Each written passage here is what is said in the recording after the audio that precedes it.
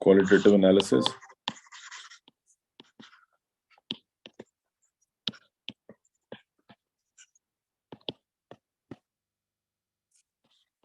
ठीक है जी। अब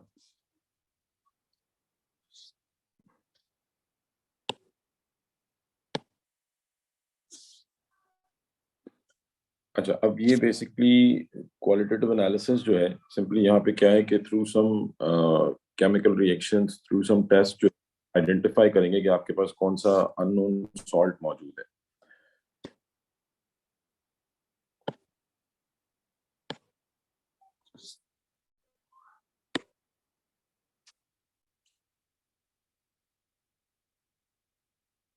ठीक है, तो क्वालिटेटिव एनालिसिस जो है यहाँ पे हम किस पर्पस के लिए यूज कर रहे हैं? टू आइडेंटिफाई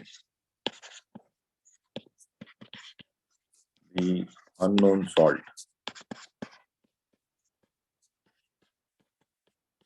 ठीक है, अब सॉल्ट बेसिकली क्या होते हैं? Salts are ionic compounds.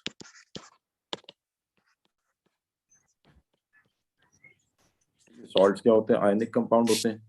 और कोई भी आयनिक कंपाउंड जो है ये दो पार्ट में, फॉर एग्जांपल लेट्स से हम बात करें कि जी सोडियम क्लोराइड है, तो अब सोडियम क्लोराइड क्या है? ये आयनिक कंपाउंड है।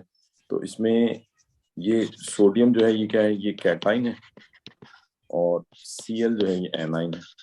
तो आप किसी भी सॉल्ट एनालिसिस की तरफ जाएंगे तो उसमें आपको सिंपली क्या देखना होगा कि आपके सॉल्ट में कौन सा कैटाइन प्रेजेंट है और कौन सा एनाइन प्रेजेंट है। तो जब हम सॉल्ट एनालिसिस की बात करते हैं या क्वालिटेटिव एनालिसिस की बात करते हैं तो बेसिकली हमको सिंपल क्या देखना होता है?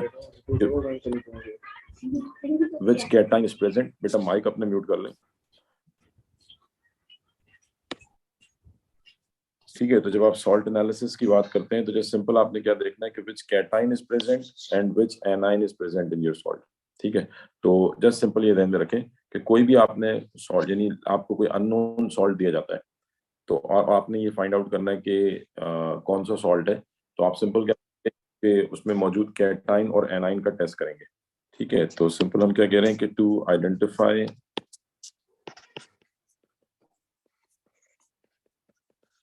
The unknown salt,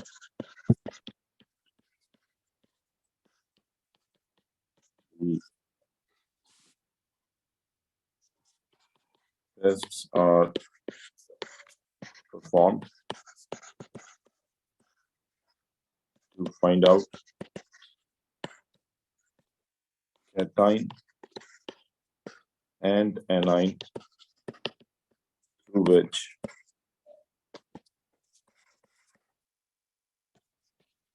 that salt is formed.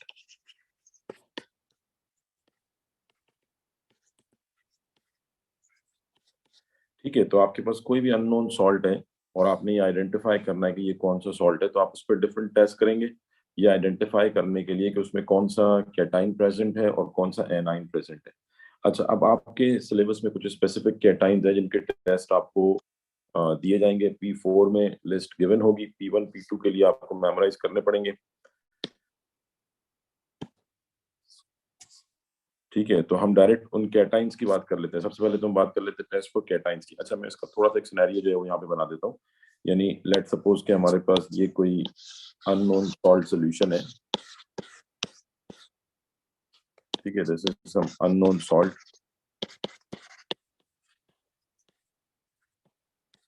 ठीक है, ये कोई अननोन सॉल्ट का सॉल्यूशन है और आपने ये आइडेंटिफाई करना है कि ये कौन सा आयनिक कंपाउंड है, which salt is present in this solution. ठीक है, तो ये अननोन सॉल्ट सॉल्यूशन है। अच्छा, अब एक तो क्या होता है कि सबसे पहले तो आपको सॉल्ट की अपीयरेंस देखते हैं। जब आपको कोई अननोन सॉल्ट दिया जाए तो first of all we take a look at its appearance. सबसे पहली चीज आप क्या देखेंगे कि सॉल्ट की अपीयरेंस क्या है। अब अपीयरेंस में मेनली आपको क्या देखना है? उसका कलर, कि whether that salt solution is coloured और इट इज कलरलेस। ठीक है, आगे फर्दर टेस्ट करने से पहले ये एक जस्ट सिंपल आप जो है वो अपीयरेंस से जज करने की कोशिश करेंगे। तो इफ, यानी आप जस्ट सिंपल क्या देखेंगे, जो आपका सॉल्ट सॉल्यूशन है, if it is a coloured solution और it is a colourless solution. तो पहली चीज, जब भी आपको कोई अननोन सॉल्ट दिया जाता है तो आप सबसे पहली चीज क्या देखते हैं कि उसका जो सॉल्यूशन है, whether it is coloured solution और अ कलरलेस सॉल्यूशन। तो if the salt solution is coloured, that means कि जो आपका सॉल्ट है is it contains a cation of transition element. ठीक है, तो if the salt solution is coloured that means salt contains a transition metal. Yeah, if the color of if the solution which we have if it is colored that means कि जो आपके पास salt है इसमें transition metal का cation जो है वो मौजूद है, and if it is a colorless solution that means salt contain a non-transition element or non-transition metal. Because ये चीज हमने पीरियोडिक टेबल में डिस्कस की थी कि ट्रांजिशन मेटल्स के जो कंपाउंड होते हैं they are coloured, the compounds of transition elements are coloured. ठीक है, तो अगर आपके पास कलर्ड सोल्यूशन है दैट मींस कि आपके पास जो सॉल्ट है उसमें कोई ट्रांजिशन मेटल मौजूद है, and if we have a colourless solution that means most probably we would have a non-transition metal present in the salt, for example a group 1 metal or a group 2 metal or a group 3 metal। बात समझ में आ रही है? ठीक है, सबसे पहले further chemical test करने से पहले आप क्या करते हैं, सॉल्ट की अपीयरेंस चेक करते हैं। ठीक है, तो अपीयरेंस से आपको ये आइडिया हो जाता है कि आपके पास कौन सा कैटाइन प्रेजेंट हो सकता है, if it is a transition metal और it is a non transition element. हाँ जी, ये क्लियर है बेटा? हाँ, इसीलिए मैंने आपसे ये कहा ना कि मोस्ट प्रोबेबली। ठीक है ना, तो ये मतलब ये एक जस्ट जनरल, ये हम ये नहीं कह रहे कि 100% यहाँ से कंफर्म हो जाता है, ये एक जनरल आपको एक आइडिया मिल जाता है। तो ये एक जनरल आपको आइडिया यहाँ से मिल जाता है अपीयरेंस देख के, मतलब ये कोई 100% टेस्ट नहीं होगा, ये जस्ट आपने एक परसेप्शन जो है वो आपका बन जाएगा कि अगर कलर्ड सोल्यूशन है तो most probably it is salt of a transition metal, और अगर कलरलेस सोल्यूशन है देन मोस्ट प्रोबेबली ये नॉन ट्रांजिशन एलिमेंट है। अच्छा, अब आप सिंपल क्या करेंगे, अब आप अपने कैटाइन और एनाइन के टेस्ट करेंगे, और उसके लिए हम क्या करते हैं कि जो हमारे पास अननोन सॉल्ट का सोल्यूशन है इसको हम 3 पार्ट्स में डिवाइड कर देते हैं। ठीक है, make 3 portions, make 3 portions of salt solution. ठीक है, आपके पास जो सॉल्ट सोल्यूशन है आप इसके 3 पोर्शन जो है वो बना लेंगे। ठीक है, तो सपोज आपने 3 टेस्ट ट्यूब ले ली, let's say test tube A, test tube B, test tube C. ठीक है, तो आपने 3 टेस्ट ट्यूब ले ली, this is test tube A, test tube B, test tube C, और जो आपके पास ये जो बीकर में जो अननोन सॉल्ट का सोल्यूशन मौजूद है ये आप ट्रांसफर कर देंगे इनटू दीज 3 टेस्ट ट्यूब। तो small amount is added in test tube A, a small amount is added in test tube B and a small amount is added in test tube C। तो अब आपके पास 3 portions हो गए। ठीक है, अब इन 3 portions पे आप इंडिविजुअल टेस्ट करेंगे। ठीक है, फॉर एग्जांपल जस्ट हम एक एग्जांपल के तौर पर ले लेते हैं कि let's say test tube A and B are tested for cation. ठीक है, टेस्ट ट्यूब A और B में जो सैंपल आया हमारे पास इसको हम टेस्ट करेंगे for cation, and test tube C is tested for the anion present in the salt।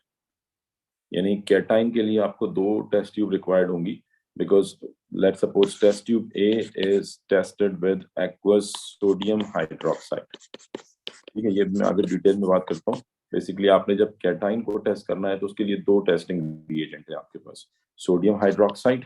तो one of the test tube A would be tested with sodium hydroxide and the other test tube would be tested with aqueous ammonia। So these are 2 reagents which we use to find out which cation is present। ठीक है, तो आपने simple कह दिया कि जी test tube A and B will be used and present and test tube C would be used। अब आप सिंपल ये देखेंगे कि आपके पास कौन सा कैटाइन मौजूद है और कौन सा एनाइन मौजूद है। यहां तक किसी को कोई कंफ्यूजन? क्लियर? नहीं, एक रिएजेंट से बेटा कंफर्मेशन नहीं आएगी, कंफर्मेशन के लिए दूसरा दोनों ऐड करेंगे। ठीक है ना, ठीक है जी। तो अच्छा, अब देखें नेक्स्ट हमारे पास अब आ जाते हैं, सबसे पहले तो हम टेस्ट फॉर कैटाइंस।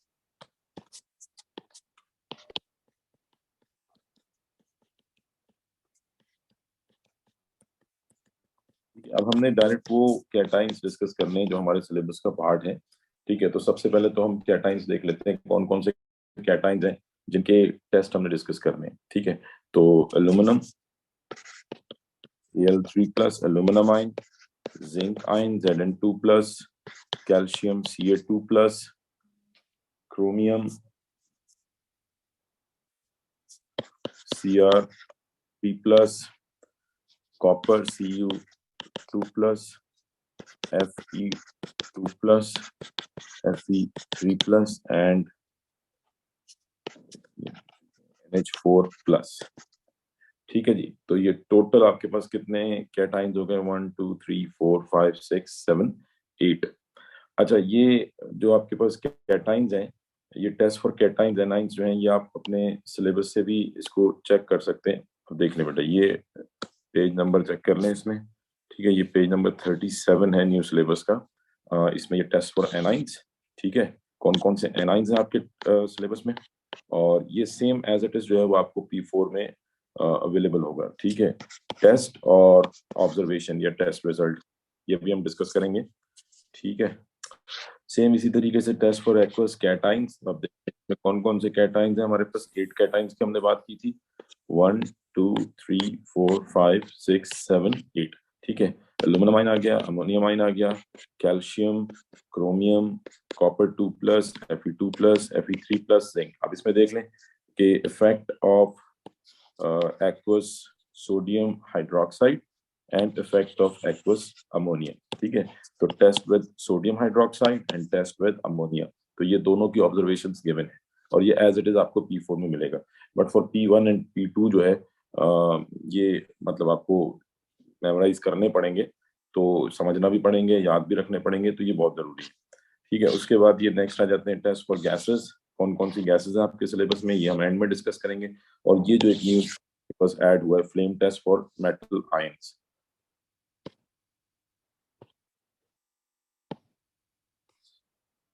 ठीक है जी, तो ये टोटल जो है वो 4 टेस्ट बन जाते हैं क्वालिटेटिव एनालिसिस के अंदर। ये आप यहाँ से भी इसको डिस्कस कर सकते हैं, और यही चीज हम यहाँ पे देखने जा रहे हैं। तो हमारे पास पहले, सबसे पहले हम बात कर रहे हैं कैटाइंस के टेस्ट की। तो टोटल 8 कैटाइंस हैं। अब इसमें सबसे पहले तो हम इनको डिवाइड कर लेते हैं दो पार्ट्स के अंदर। यानी ये जो हमारे cation, this chromium, copper, Fe2+, Fe3+। अच्छा जी, तो अब ये इसमें देख लें, ये आपके पास ये जो कैटाइंस है, क्रोमियम आइन, कॉपर आइन, Fe2+, Fe3+, ये ट्रांजिशन मेटल्स हैं।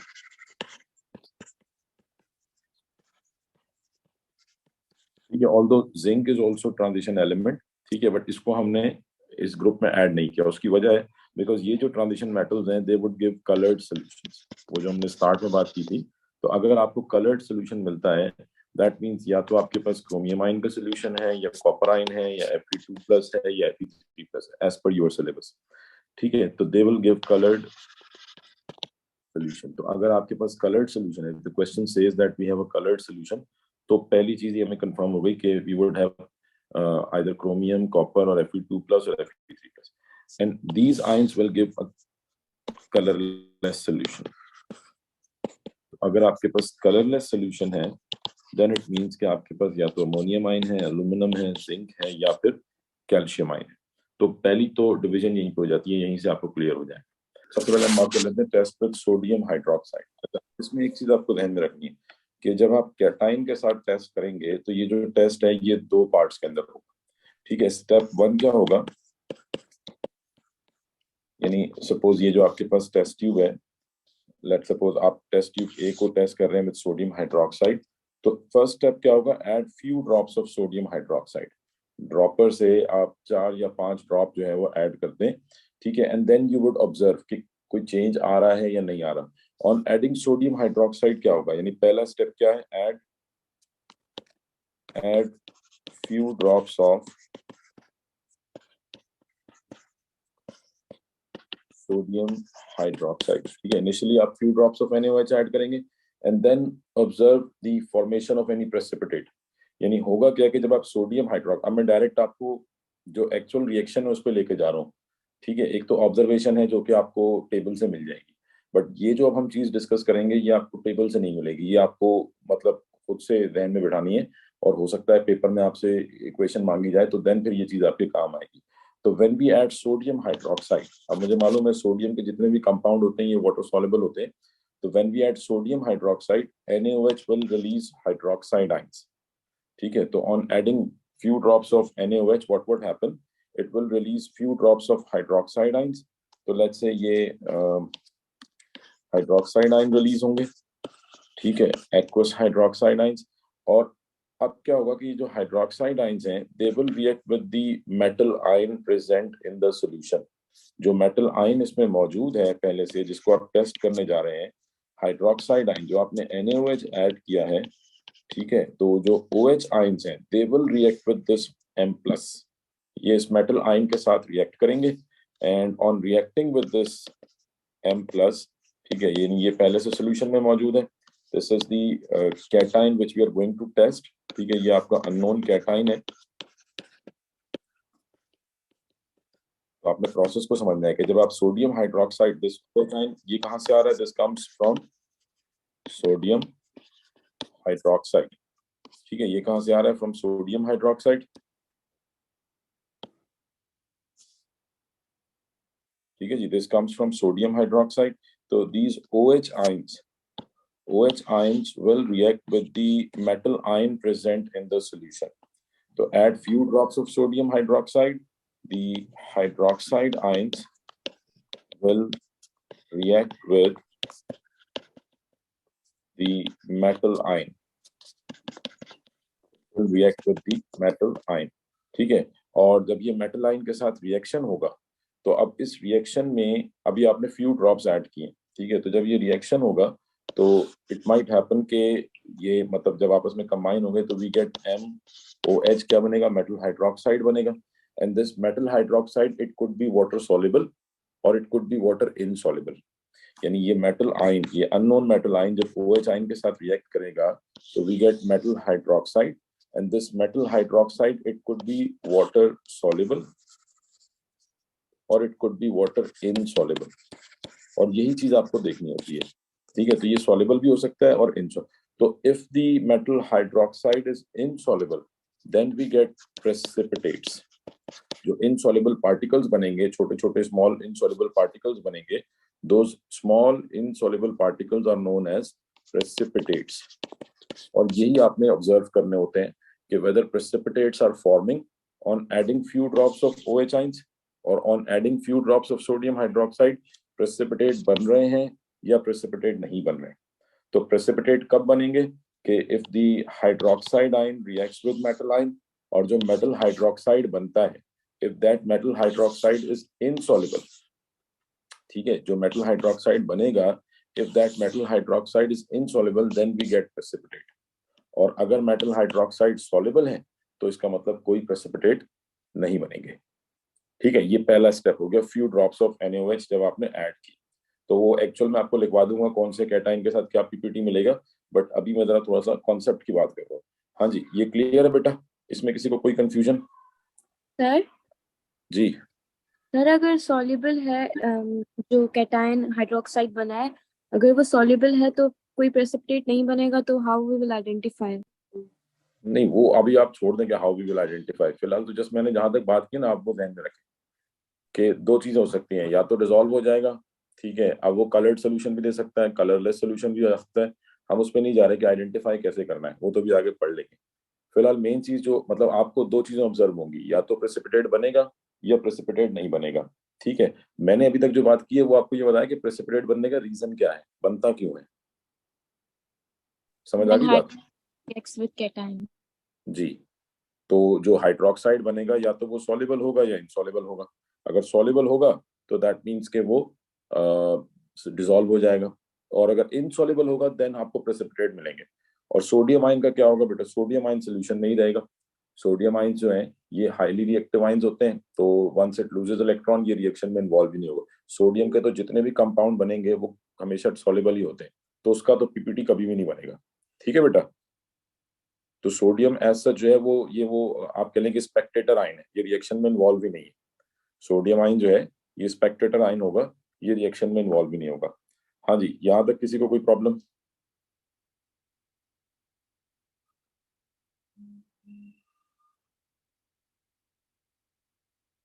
क्लियर है ये?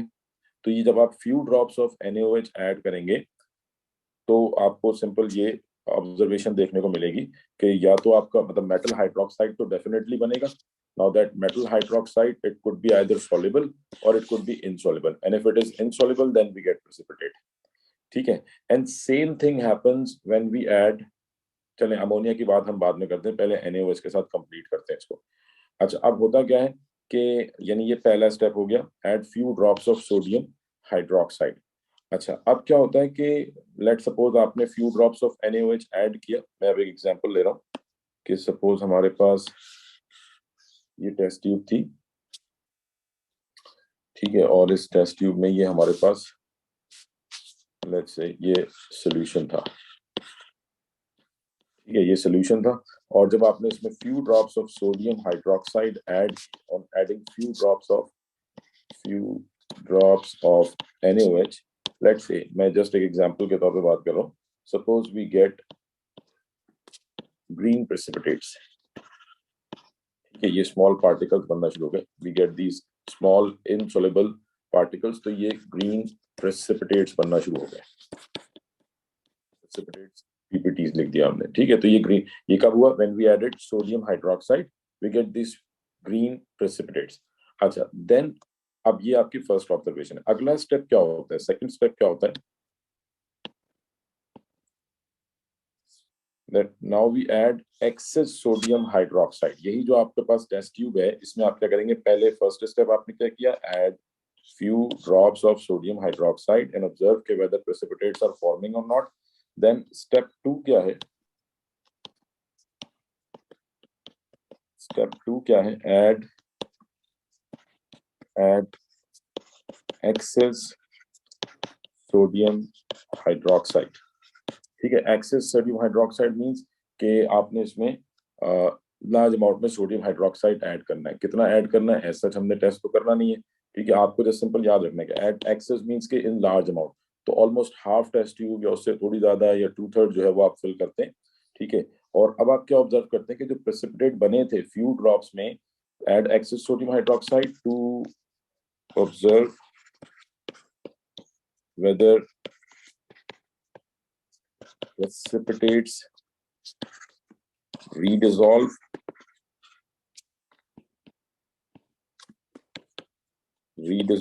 और नॉट. ठीक है, तो जब आप एक्सेस में सोडियम हाइड्रोक्साइड ऐड करेंगे, when we add large amount of sodium hydroxide, ठीक है, अब ये थोड़ा सा कॉम्प्लिकेटेड रिएक्शन है तो इसको हम रिएक्शन के उसमें नहीं जाएंगे. जस्ट यहाँ पे आपको ये याद रखना है कि when we add excess sodium hydroxide, ठीक है, टू ऑब्जर्व, और sodium excess sodium hydroxide add करने का मकसद क्या है, पर्पस क्या है? To observe whether precipitate redissolve और not.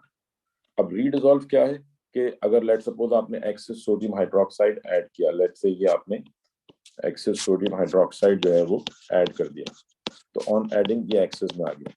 On adding excess sodium hydroxide आप ये देखेंगे जो पीपीटी है दे रिमेन्स इनसॉल्युबल. दो पार्ट, यानी जब आप एक्सेस में ऐड करेंगे on adding excess sodium hydroxide, two thing happens. ठीक है, दो चीजें हो सकती हैं, या तो प्रेसिपिटेट्स रीडिसॉल्व, क्या होगा जो आपका पीपीटी है वो रीडिसॉल्व हो जाएगा, एंड वी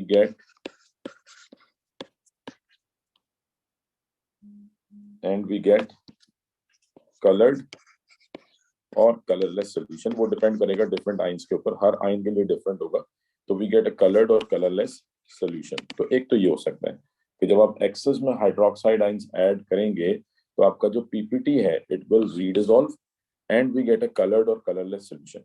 और दूसरा क्या हो सकता है? पीपीटीज रिमेन इनसॉल्युबल, यानी जो आपका सॉल्ट है वो एक्सेस OH के साथ रिएक्ट ही नहीं कर रहा, तो जैसा पीपीटी आपको फ्यू ड्रॉप्स में मिला था वो वैसा ही रहेगा, सेम रहेगा, उसमें कोई चेंज नहीं आएगा.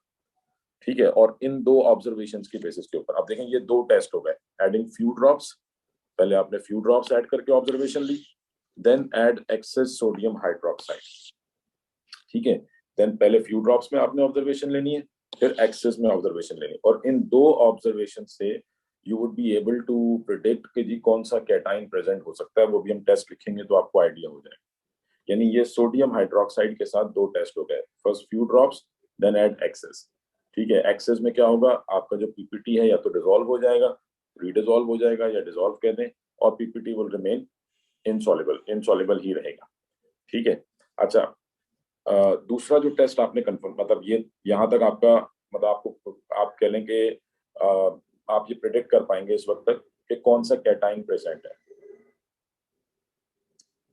अच्छा, नेक्स्ट अब आप क्या करेंगे, कंफर्मेशन के लिए आप अमोनिया के साथ टेस्ट करेंगे, जो सेकंड टेस्ट ट्यूब थी, यानी आपको कुछ हद तक आइडिया हो गया कि ये कौन सा कैटाइन है। अब आप सेकंड टेस्ट ट्यूब के अंदर अमोनिया ऐड करेंगे कंफर्मेशन के लिए, और सेम टेस्ट रिपीट करेंगे विद अमोनिया। यानी अमोनिया के साथ भी क्या होगा, फर्स्ट टेस्ट क्या होगा विद, अब हम बात कर रहे हैं reaction with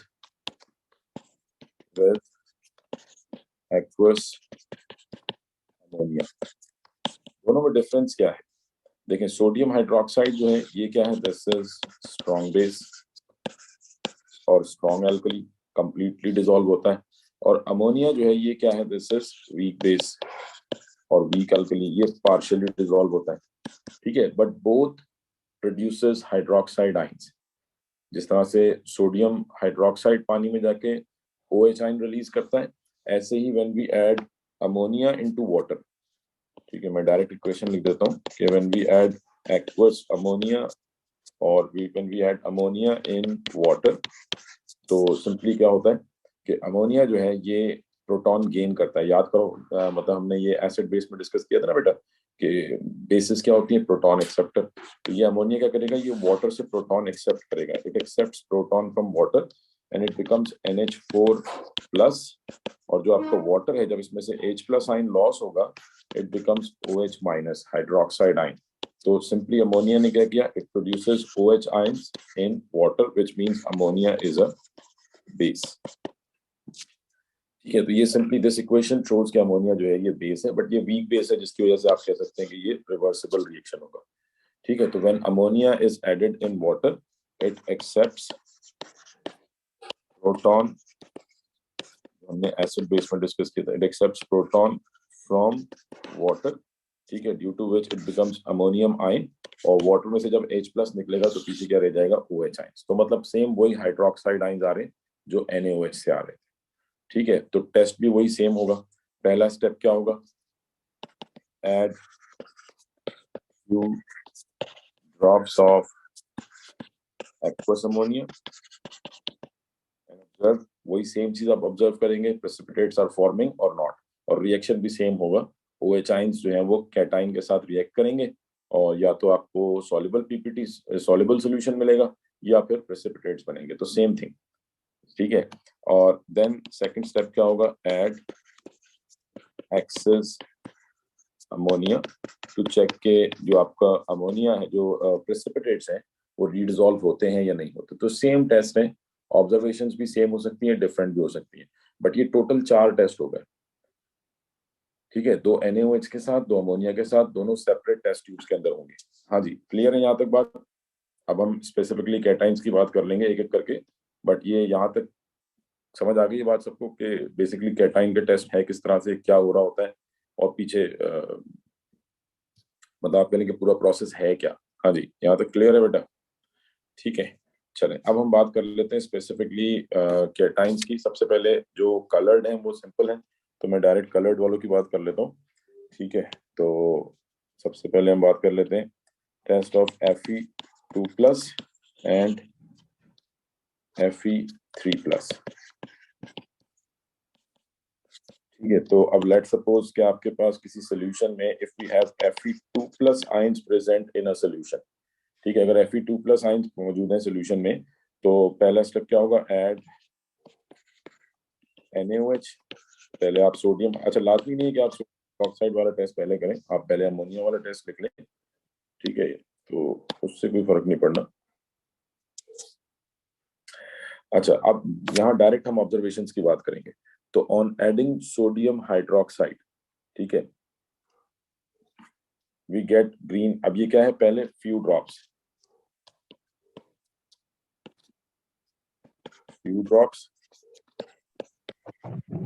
we get green precipitates.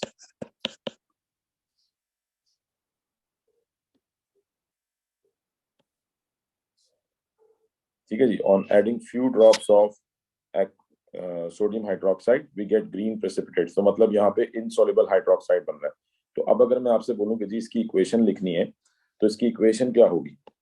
Fe2+, क्योंकि आपके पास सोल्यूशन में Fe2+ आइंस मौजूद है, तो Fe2+ ions aqueous Fe2+ ions reacting with hydroxide ions, ठीक है, विच आर सॉल्युबल। जो आपने NaOH ऐड किया है, तो यहाँ से आपको क्या मिलेगा? Fe, और सॉल्ट का फॉर्मूला क्या बनेगा? सॉरी, हाइड्रोक्साइड का FeOH2, बिकॉज इस पे +2 चार्ज है, इस पे -1, and this iron 2 hydroxide is insoluble and this is responsible for green precipitate। तो ये जो green precipitate मिल रहा है आपको, ये किसकी वजह से मिल रहा है? This is due to this iron 2 hydroxide। ठीक है, तो बाद पेपर 2 में या P1 में ये क्वेश्चन आ जाता है कि what is the identity of green precipitate, green precipitate है क्या? तो ये आपको मालूम होना चाहिए। दिस इज आयरन 2 हाइड्रोक्साइड, यानी ये जो हमने कहा था ना, जो मेटल हाइड्रोक्साइड बनेगा या तो सॉल्युबल होगा या इनसॉल्युबल होगा।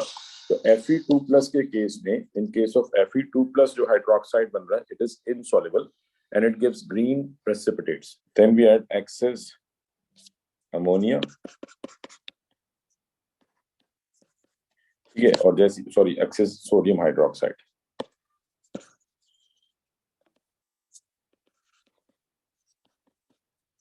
ठीक है, तो when we add excess sodium hydroxide precipitates remain insoluble. ठीक है, ये आपको याद रखना है कि Fe2, यानी अगर आपको ये कहा जाए कि आपने किसी अननोन सॉल्ट में NaOH ऐड किया, we get green PPT which remain insoluble in excess. ठीक है, तो एक्सेस NaOH में क्या होगा? Precipitates remain insoluble. Excess NaOH में प्रेसिपिटेट्स रिमेन इनसॉल्युबल, एंड मतलब अगर आप उसको थोड़ी देर वहीं पे रखेंगे तो क्या होगा कि इट टर्न्स रेडिश ब्राउन, और ब्राउन कलर की जो है वो अपीयरेंस हो जाएगी ऑन द सरफेस। यानी लेट सपोज ये आपके पास टेस्ट ट्यूब थी, ठीक है, इसमें आपके पास इनिशियली ग्रीन प्रेसिपिटेट बने। सपोज ये हमारे पास सोल्यूशन था, इनिशियली आपको ग्रीन पीपीटी मिले, ठीक है, आपने एक्सेस में ऐड किया, एक्सेस में भी ग्रीन पीपीटी इनसॉल्युबल रहे, and after a certain period of time आप ऑब्जर्व करेंगे कि इसकी सरफेस पे ऐसे रेडिश ब्राउन अपीयरेंस आना शुरू हो जाए, बिकॉज ये एयर में ऑक्सीजन मौजूद है। तो जो Fe+2 है वो ऑक्सीजन के साथ रिएक्ट करके फर्दर ऑक्सीडाइज हो जाता है और Fe+3 में कन्वर्ट हो जाता है। ठीक है, तो फर्दर ऑक्सीडाइज होकर Fe+3 के अंदर कन्वर्ट, तो PPTs remains insoluble and it turns brown, it turns brown on the surface due to formation of Fe+3। यानी जो आपका Fe+2 आयन था ये ऑक्सीडाइज, ये खैर इतना इंपॉर्टेंट नहीं है, बट मेन चीज जो आपको यहाँ पे ध्यान में रखनी है वो क्या है कि ग्रीन प्रेसिपिटेट बनेंगे फ्यू ड्रॉप्स में, एंड एक्सेस में precipitates remain insoluble. This is for Fe+2 ion. अच्छा, यही अगर हम Fe+3 की बात करें, यहाँ तक क्लियर है? इसमें कोई क्वेश्चन किसी का? जी, Fe+2 का टेस्ट क्लियर है बेटा? ग्रीन पीपीटी बनेगा और एक्सेस में इट रिमेन्स इनसॉल्युबल। ठीक है, सिमिलरली अगर हम चले हम इसकी कंप्लीट इसका टेस्ट कर लेते हैं, इसको अमोनिया में भी देख लेते हैं।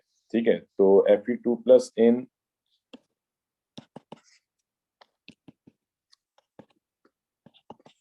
अमोनिया अगर हम डिस्कस करें, तो अमोनिया में क्या होगा? First few drops, same observation है, few drops we get green precipitates and in excess remains precipitates remain insoluble। ठीक है, सेम ऑब्जर्वेशन है, कोई डिफरेंस नहीं है। तो ये Fe2+ का जो टेस्ट है ये बड़ा सिंपल है। ठीक है, मतलब जो ऑब्जर्वेशन आपको Fe2+ की NaOH में मिल रही हैं, वही सेम ऑब्जर्वेशन आपको अमोनिया के साथ भी मिलेंगी। ठीक है, तो green PPT and it remains insoluble in access, Iron+3 ion. अच्छा, इसमें क्या है? सेम टेस्ट है, मैं जस्ट डायरेक्ट सिर्फ कलर ऑफ प्रेसिपिटेट लिख देता हूँ। ठीक है, बल्कि आप यहाँ से डायरेक्ट चेक कर लें, मुझे लिखने की जरूरत भी नहीं है। ठीक है, तो ये आप देख लें Fe+2 आयरन 2 आयंस के लिए चेक करने इधर। Fe+2 की हमने बात की, we get green PPT which is insoluble in excess, और जैसे हमने कहा था PPTs turn brown near the surface on standing, this is in sodium hydroxide, ये Fe+2 की बात हो रही है। ठीक है, और अमोनिया में देख लें, again green PPT insoluble in access and PPT turns brown near the surface on standing, ये हो गया Fe+2। अब देखें Fe+3 क्या है, रेड ब्राउन पीपीटी। ठीक है, red brown PPT and this is insoluble in excess. Ammonia में again red brown PPT and insoluble in excess. तो Fe+3 में सेम ऑब्जर्वेशन है, सिर्फ प्रेसिपिटेट का कलर डिफरेंट है। ठीक है, और यानी कि Fe+3 जो है ये दोनों में आपको कौन सा पीपीटी दे रहा है, चाहे NaOH हो या अमोनिया हो, एक्वस अमोनिया हो, in both cases we get red brown precipitate which remains insoluble in excess, dissolve नहीं होगा। ठीक है, अच्छा अब एक चीज जो आपने मुझे आंसर करना है, लेट्स से मैं आपसे कहूँ कि जी write the ionic equation for the formation of this red brown PPT, ये जो रेड ब्राउन पीपीटी बन रहा है इसका फॉर्मूला क्या होगा, इसकी आयनिक इक्वेशन बताएं मुझे। तो सोल्यूशन में क्या, हाँ जी बताएगा कोई, Fe+3 आयन किसके साथ रिएक्ट कर रहे हैं,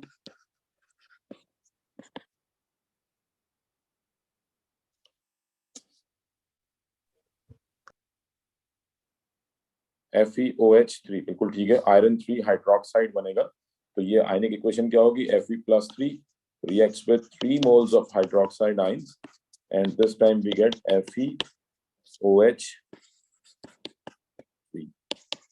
ठीक है, तो ये जो रेड ब्राउन पीपीटी है this is due to iron 3 hydroxide. ठीक है, ये आयरन 3 हाइड्रोक्साइड बन रहे हैं, तो ये Fe+2। जी बेटा। सर जो हर केटाइन का प्रेसिपिटेट बन रहा है उसका हमें रीजन पढ़ना है। जी, अब वो अगर एक आपको समझ में आ गया तो बाकी सब एक जैसे हैं, लेकिन जैसे Fe+2 में क्या था, सब कुछ सेम ही था, सिर्फ आयन डिफरेंट है, तो फॉर्मूला जो है वो उसके हिसाब से हमने बनाया, सब में हाइड्रोक्साइड ही बनना है, सिर्फ ये कैटाइन चेंज होता रहेगा और नंबर ऑफ मोल्स चेंज होते रहेंगे, क्योंकि OH तो सब में सेम ही होगा, OH का चार्ज सेम है, आपने सिर्फ ये देखना है कैटाइन के ऊपर चार्ज क्या है, उसके हिसाब से आपने यहाँ पे नंबर लगा देना है। तो जैसे यहाँ पे +2 था तो FeOH2 बना, कलर आपको याद रखना है। ऐसे Fe+3 में +3 है तो क्या बन रहा है, FeOH3, इसका कलर क्या है, आयरन 3 हाइड्रोक्साइड, ये ग्रीन, ये रेड ब्राउन पीपीटी दे रहा है, this is red brown PPT. Clear हो गई बात। जी सर। तो बस सिर्फ यहाँ पे चेंज आएगा, मतलब सब कुछ सेम रहेगा, सिर्फ आपका कैटाइन चेंज होगा और यहाँ पे कैटाइन चेंज होगा, और ये नंबर ऑफ मोल्स आपको चेक करने होंगे, बाकी सब में हाइड्रोक्साइड ही आ रहा होगा। ठीक है जी, test for Cu2+ copper ions. तो copper ions in sodium hydroxide, aqueous,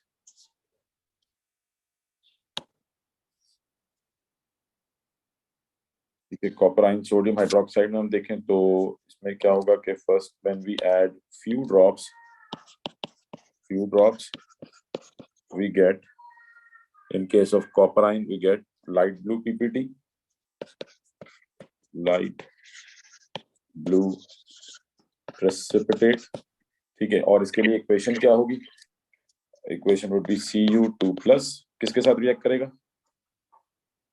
ji, equation क्या बनेगी, हाइड्रोक्साइड आइंस। ठीक है, और 2+ है तो कितने हाइड्रोक्साइड आ जाएंगे, 2OH- and this gives CuOH2 solid, so this is the identity of blue precipitate। ठीक है, ये बेसिकली copper 2 हाइड्रोक्साइड जो है, this gives blue precipitate, so we get light blue precipitate and which is insoluble in excess sodium hydroxide। So in few drops we get light blue ppt and on adding excess sodium hydroxide,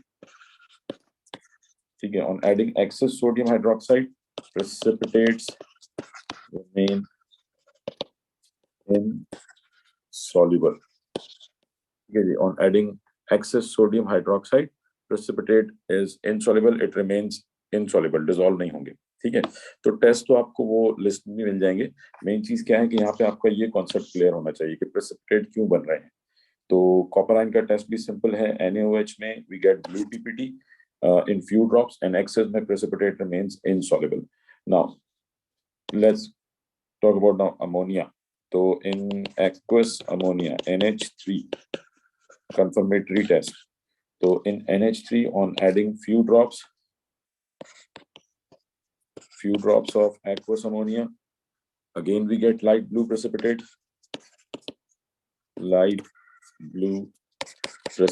तो पहले 3 test तो same है. NaOH few drops blue PPT, excess remain insoluble. Ammonia few drops light blue PPT, and light blue PPT की आप कहेंगे which substance is responsible for this light blue PPT? This is copper 2 hydroxide. Now when we add excess sodium hydroxide on adding excess ammonia, precipitates dissolve. ठीक है, यहाँ पे आके आपको ध्यान में रखना है कि कॉपर का जो पीपीटी है it dissolves in excess ammonia. तो soluble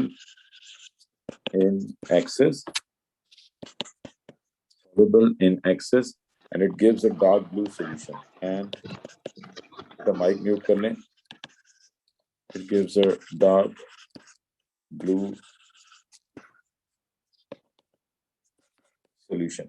ठीक है, तो soluble in excess and it gives a dark blue solution. तो जो precipitate है it will dissolve in excess ammonia. जब आप excess ammonia add करेंगे, on adding excess ammonia PPT dissolve and it gives a dark blue solution.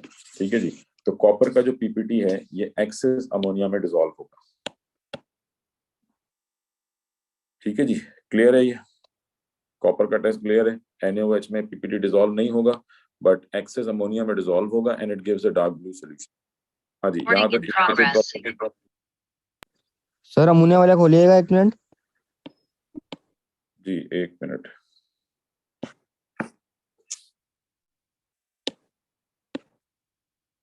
हाँ जी, यहाँ तक clear है सबको. Sir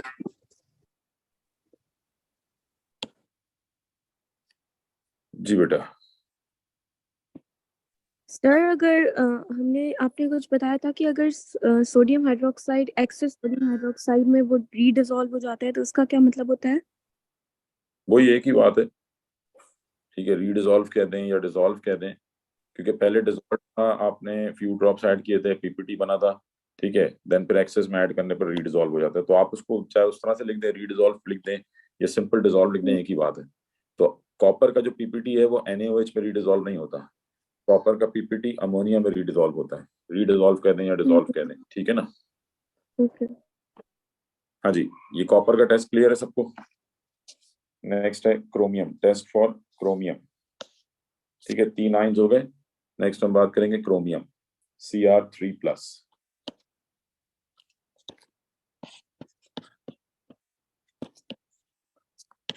chromium 3 ion.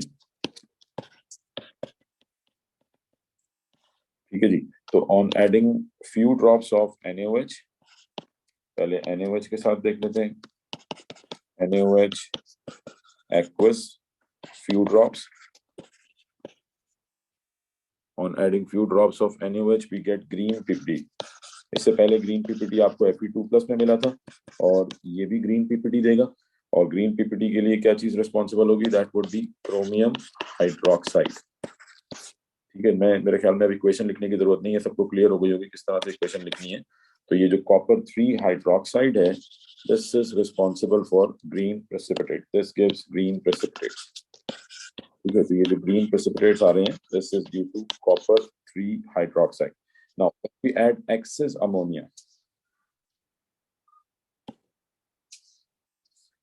ठीक है जी, when we add excess ammonia, तो on add excess sodium hydroxide. Excess sodium hydroxide. अब यहाँ पे क्या होगा? फ्यू ड्रॉप्स में we get green PPT and excess में precipitates dissolve and get a green solution or green solution.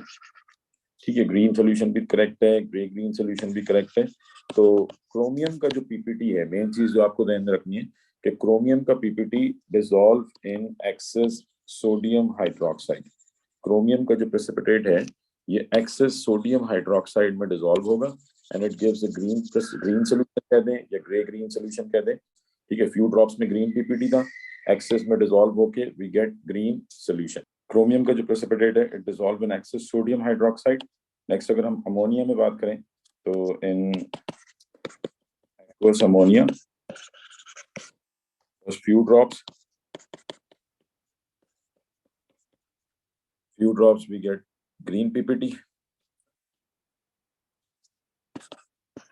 green precipitate। Excess जब आप ऐड करेंगे तो precipitates remain insoluble।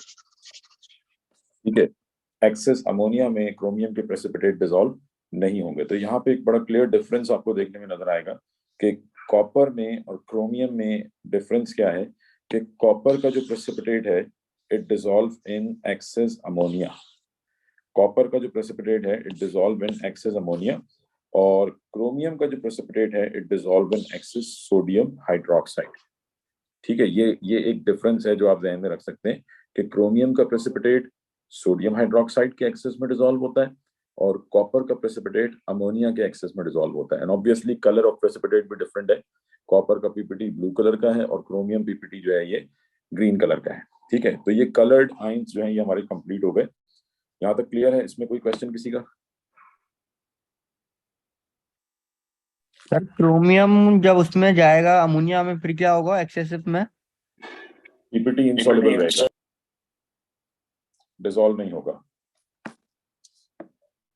ठीक है, ये लिखा है ना बेटा कि in excess PPT remain insoluble, dissolve नहीं होगा, तो वो रिमेन सेम ही रहेगा। ठीक है ना? चलें, ये तो हो गए आपके जो कलर्ड कैटाइंस थे। अब आ जाते हैं नेक्स्ट हम aluminium ion and zinc ion. इनका हम एक साथ ही टेस्ट डिस्कस करेंगे, Al+3 एंड Zn2+। ठीक है, तो aluminium ion and zinc ion they both give colourless solution. So let's suppose सबसे पहले हम बात कर लेते हैं इन सोडियम हाइड्रोक्साइड एक्वस। तो चाहे आपके पास एल्यूमिनियम आयन हो या जिंक आयन हो, इन दोनों की ऑब्जर्वेशन ऑलमोस्ट सेम है, इसलिए मैं एक साथ ही डिस्कस कर रहा हूँ। तो इन NaOH few drops of NaOH, ठीक है, we get white PPT, we get white precipitate। ठीक है, अब देखें ये white precipitate देंगे तो चाहे आपके पास either we have aluminum ion or zinc ion present in a solution, on adding few drops of sodium hydroxide we get white precipitate। और ये white precipitate यानी let's suppose अगर aluminum ion है तो रिएक्शन क्या होगा? in case of aluminum ion Al+3 reacts with 3 moles of hydroxide ion and we get AlOH3 solid। This is the identity of white precipitate in case if we have aluminum ion। और अगर Z2+ ion है तो zinc ion will react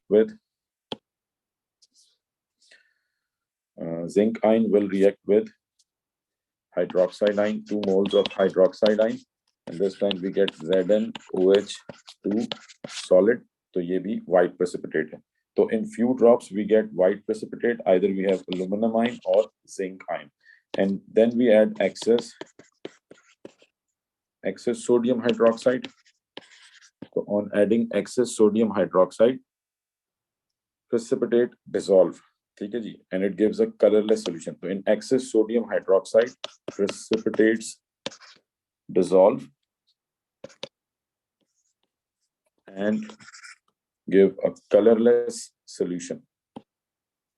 ठीक है, तो in excess sodium hydroxide precipitate dissolve and give a colorless solution। तो this is both for aluminum and zinc। ठीक है, तो NaOH में in NaOH the observation of aluminum and zinc are same। ठीक है, ये चीज आप ध्यान में रख सकते हैं कि in sodium hydroxide the observations for Al+3 and Zn2+ is same। So that means कि अगर आपसे इस किस्म का कोई क्वेश्चन आए कि आपने आइडेंटिफाई या आपने डिस्टिंग्विश करना है कि वेदर वी हैव एल्यूमिनम और जिंक आयन, तो then we can not use sodium hydroxide, because sodium hydroxide जो है इनमें डिफरेंशिएट नहीं कर सकता. In sodium hydroxide they both give same observation, similar observation. तो sodium hydroxide is not suitable if you want to identify कि whether आपके पास एल्यूमिनम आयन है या जिंक आयन है, दोनों सेम ऑब्जर्वेशंस देंगे. ठीक है, फिर आ जाते हैं अमोनिया में.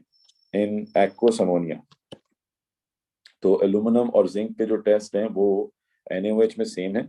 Now in aqueous ammonia, in NH3 aqueous, ठीक है, इसमें first we add few drops of ammonia. तो on adding few drops of ammonia again we get white PPT. ठीक है जी, white PPT both for aluminum and zinc. White precipitate बनेंगे चाहे एल्यूमिनम ion हो या जिंक आयन हो. अब डिफरेंस कहाँ पे आएगा? In excess ammonia. Excess ammonia, excess ammonia में क्या होगा कि if we have aluminum ion, then precipitate will remain insoluble. If in excess ammonia, if Al plus 3 is present, precipitates will be insoluble in excess. ठीक है जी, तो अगर एल्यूमिनम ion मौजूद है तो उसका पीपीटी एक्सेस अमोनिया में डिसॉल्व नहीं होगा. यानी आप ये ध्यान में रख लें कि एल्यूमिनम का जो पीपीटी है ये एक्सेस अमोनिया में डिसॉल्व नहीं होता. But if we have, if Zn2 plus is present, precipitate will dissolve to give colorless or a clear solution.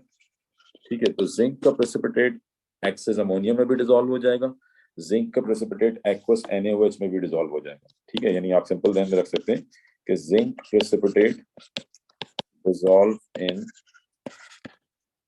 Both excess NaOH and ammonia, दोनों में डिसॉल्व हो जाता है. But aluminum precipitate only dissolve in excess sodium hydroxide. Excess ammonia में dissolve नहीं होता, PPT will remain insoluble and from there we would confirm कि जी either we have aluminum ion और जिंक आयन. यानी अगर आपका व्हाइट पीपीटी एक्सेस अमोनिया में डिसॉल्व हो जाता है that means it is zinc, और अगर एक्सेस अमोनिया में डिसॉल्व नहीं होता देन इट मींस कि ये एल्यूमिनम आयन है. जी क्लियर है ये? हाँ जी, इसमें कोई कंफ्यूजन?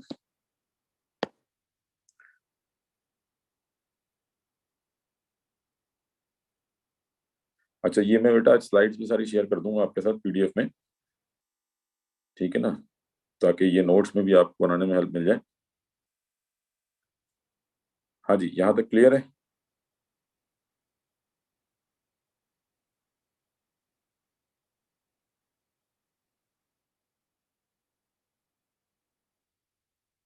जी बेटा, एक्सेस सोडियम हाइड्रोक्साइड जब आप ऐड करेंगे कॉपर में तो उसका ब्लू पीपीटी ही रहेगा, वो डिसॉल्व नहीं होगा. कॉपर का जो पीपीटी है वो एक्सेस अमोनिया में डिसॉल्व होता है. ठीक है, हाँ जी, यहाँ तक सबको क्लियर है? इसमें किसी को कोई क्वेश्चन?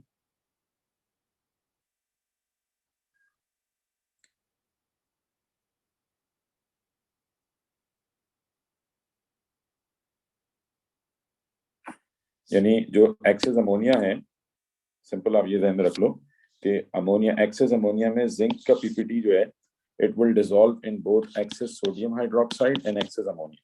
बट एल्यूमिनम का जो पीपीटी है ये NaOH में डिसॉल्व होगा. ठीक है, it will dissolve in NaOH, but the PPT of aluminum is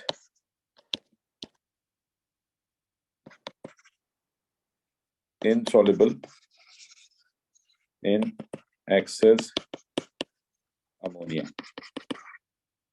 ठीक है, एल्यूमिनियम का जो प्रेसिपिटेट है ये एक्सेस अमोनिया में डिसॉल्व नहीं होगा. ठीक है, तो पहले 3 टेस्ट इनके सेम है, यानी फ्यू ड्रॉप्स ऑफ NaOH, आपने few drops of NaOH add किए, पहला टेस्ट आपने फ्यू, यानी सपोज आपसे कहा जाए कि जी X कोई कैटाइन है और आपने आइडेंटिफाई करना है कि वेदर इट इज एल्यूमिनियम और जिंक। आपने ये आइडेंटिफाई करना है। आपके पास एक्स कोई सोल्यूशन है और आपने इसमें देखना है कि उसमें कैटाइन एल्यूमिनियम है या जिंक है। तो आपने क्या किया, first we added sodium hydroxide and we get white PPT in few drops and then PPT dissolve।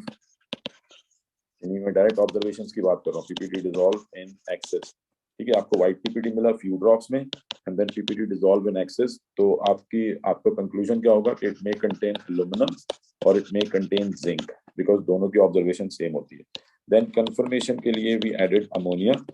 ठीक है, again we get white PPT in few drops। ठीक है, but PPT dissolve in excess। Excess ammonia में PPT dissolve हो गया। तो अब आप क्या कंफर्मेशन दोगे, विच आयन इज प्रेजेंट?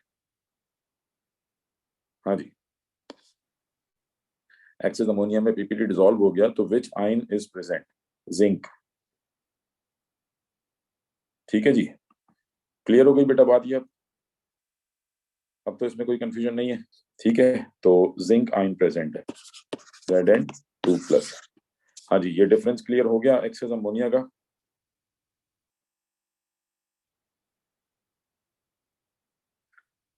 ठीक है जी, तो चलें, ये हमने बात कर ली। एल्यूमिनियम और जिंक के टेस्ट भी कवर हो गए। अब आ जाए next, calcium test for calcium, calcium ion.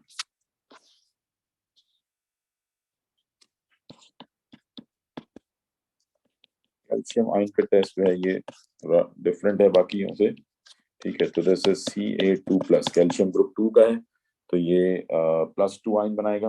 ठीक है, एंड इसका जो टेस्ट है, we only tested with sodium hydroxide with NaOH। ठीक है, तो NaOH एक्वस है। First we add few drops add करेंगे। On adding few drops we get white PPT। On adding few drops we get white PPT। अच्छा चले, मेरा एक question है आपसे। लेट्स से आपसे कहा जाए कि आपके पास एक अननोन सब्सटेंस है, अननोन सॉल्यूशन है X, और आपने इसमें कैटाइन आइडेंटिफाई करना है। ठीक है, और आपसे कहा जाए कि आपने few drops of sodium hydroxide add किए and you get white precipitate.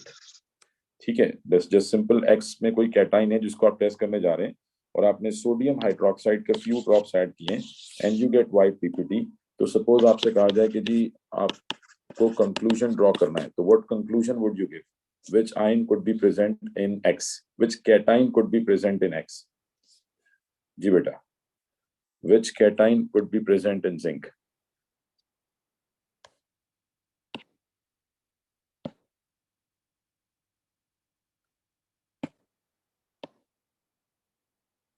जी बिल्कुल ठीक है, it could be aluminium ion, it could be zinc ion और it could be calcium ion. ठीक है, तीनों ही हो सकते हैं।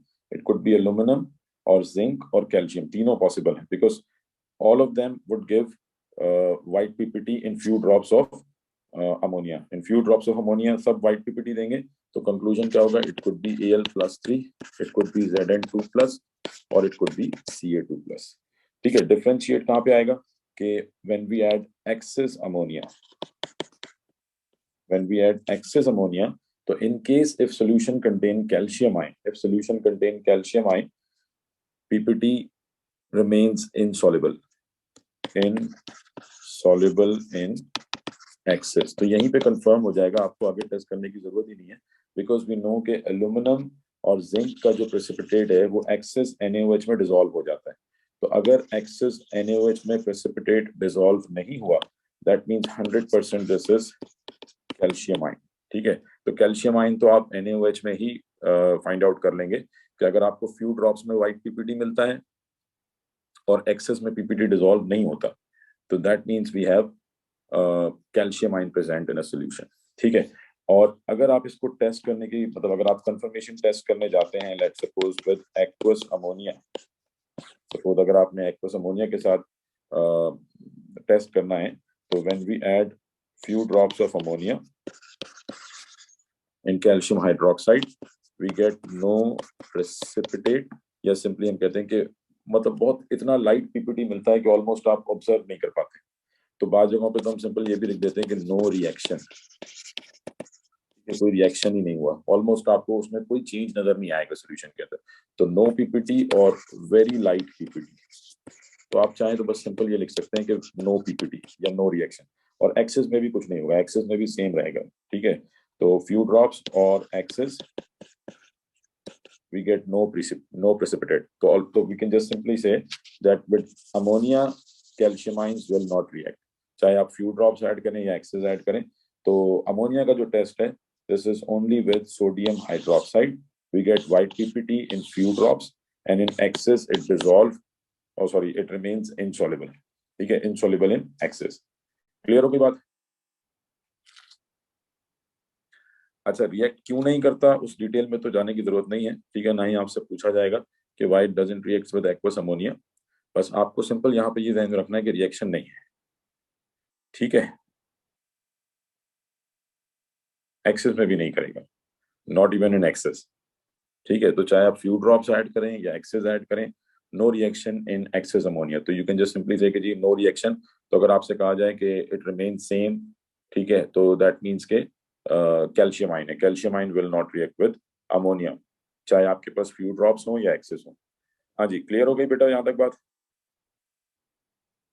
इसमें कोई confusion?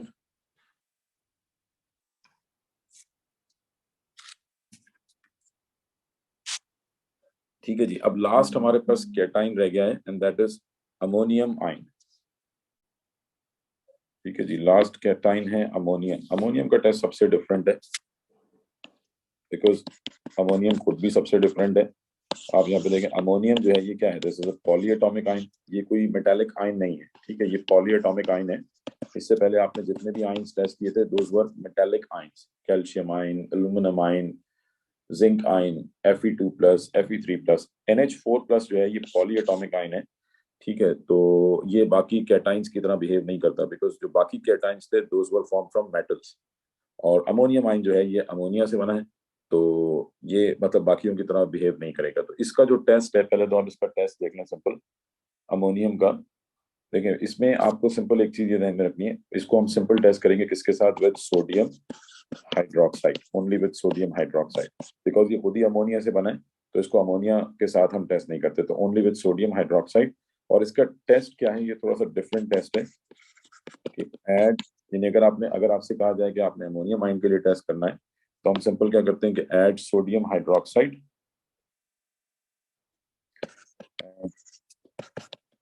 with sodium hydroxide and heat it gently।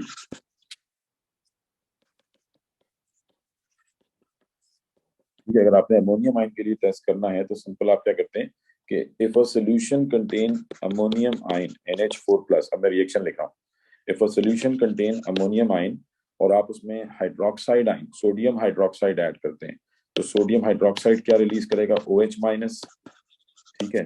तो अमोनियम जो है ये हाइड्रोक्साइड के साथ मिलकर कोई इनसॉल्युबल प्रेसिपिटेट नहीं बनाता, बट अगर आप किसी भी ऐसे सॉल्यूशन में जिसमें अमोनियम आयन मौजूद हैं और उसमें हाइड्रोक्साइड आयन्स ऐड करते हैं और उसको हीट करते हैं, तो it would produce ammonia gas.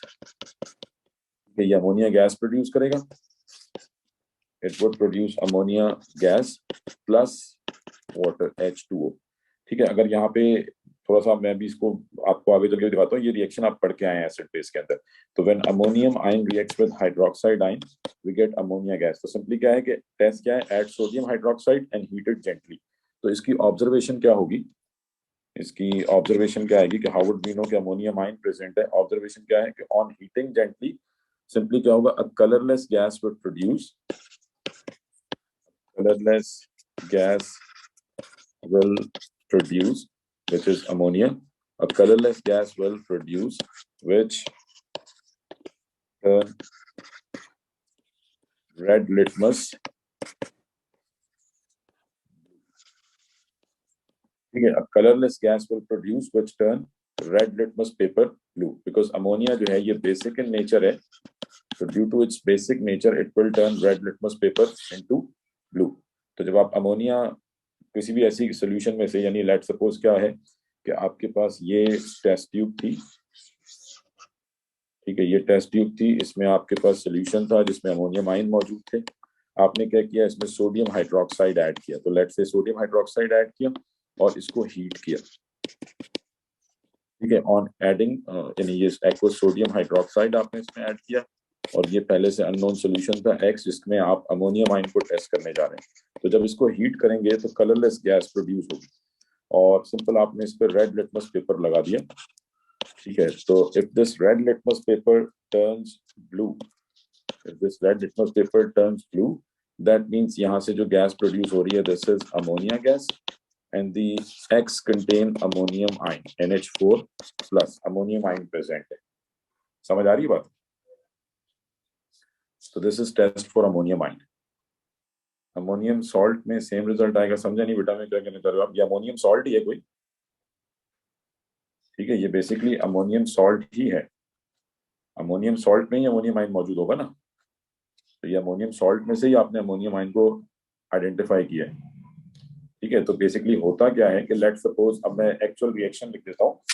होता क्या है कि सपोज आपके पास सॉल्ट था अमोनियम क्लोराइड, एक्चुअल रिएक्शन, फिर हम इसको आयनिक इक्वेशन में कन्वर्ट कर देंगे। लेट से आपके पास सोल्यूशन था जो एक्स था, suppose it was ammonium chloride, और आपने इसमें क्या ऐड किया, सोडियम हाइड्रोक्साइड। ये रिएक्शन आपने पहले पढ़े हुए हैं अगर आपको याद हो, ये क्या है, अमोनियम सॉल्ट, एसिड बेस में हमने ये रिएक्शन पढ़े थे, दिस इज अमोनियम सॉल्ट, और ये क्या है, अल्कली है। तो ये हमने बेस के रिएक्शन से पढ़ा था कि when we react ammonium salt with alkali तो क्या बनता है, another salt sodium chloride which is soluble plus ammonia gas plus water. अब अगर आप इसको आयनिक इक्वेशन में कन्वर्ट करें तो देखें, अमोनियम क्लोराइड एक्वस है, सोडियम हाइड्रोक्साइड एक्वस है, सोडियम यहाँ भी एक्वस है, सोडियम यहाँ भी एक्वस है, सोडियम कैंसिल हो जाएगा, Cl दोनों तरफ एक्वस है, Cl कैंसिल हो जाएगा, तो क्या बच गया आपके पास, NH4 plus AQ plus OH minus AQ gives NH3 gas plus H2O liquid। वही सेम रिएक्शन बन गया जो मैंने ऊपर लिखा था, ठीक है। तो मतलब कोई भी अमोनियम सॉल्ट हो, उसका जो एनाइन है तो वैसे ही कैंसिल हो जाना है, तो फाइनल आयनिक इक्वेशन यही बनेगी, ठीक है। तो ये वही अमोनियम सॉल्ट वाला रिएक्शन था। क्लियर है ये सबको? तो ये कैटाइंस के टेस्ट जो है ये हमारे कंप्लीट हो गए। इसमें किसी को कोई कंफ्यूजन है, कोई क्वेश्चन है तो पूछ लें, ठीक है जी। ऑब्जर्वेशन अभी बताइए ना बेटा आपको, ऑब्जर्वेशन क्या है, अ कलरलेस गैस प्रोड्यूसेस। इसको आपको टेस्ट करना पड़ेगा, आपको देखने में कुछ, हाँ ये है कि जो अमोनिया गैस है इसकी स्मेल जो है वो काफी चोकिंग स्मेल होती है, it gives a pungent smell. Ammonia gas जो है ये पंजेंट स्मेल होती है, बट ये टेस्ट हम नॉर्मली पेपर में लिखते नहीं, बिकॉज इस किस्म की जो गैसेज हैं इनको स्मेल करना जो है ये बातों का नुकसानदेह भी हो सकता है, इसलिए कैम्ब्रिज इन ऑब्जर्वेशंस को एक्सेप्ट नहीं करता। तो आप कभी भी ये स्मेल लिखेंगे, मतलब वैसे हम आइडेंटिफाई कर लेते हैं लैब में जब एक्सपेरिमेंट करते हैं, तो स्मेल से आइडिया हो जाता है कि अमोनिया गैस प्रोड्यूस हो रही है, बट पेपर में आप ये नहीं लिखेंगे कि पंजेंट गैस के थ्रू आपने आइडेंटिफाई किया कि ये अमोनिया गैस है। उसकी वजह एक और भी है कि बहुत सारी गैसेज हैं जो इस टाइप की स्मेल देती हैं, बट नॉर्मली अमोनिया गैस दे रही होती है।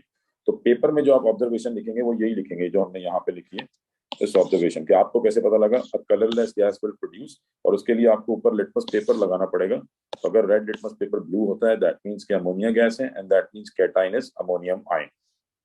क्लियर हो गई बात? जी यही लिखेंगे, बिल्कुल यही लिखेंगे आप, ठीक है जी। तो पंजेंट स्मेल नहीं लिखना है। चले जी, बाकी फिर इंशाल्लाह एनाइंस जो है वो कल करते हैं, आज इसको यहाँ तक रख लेते हैं, ठीक है। अल्लाह हाफिज।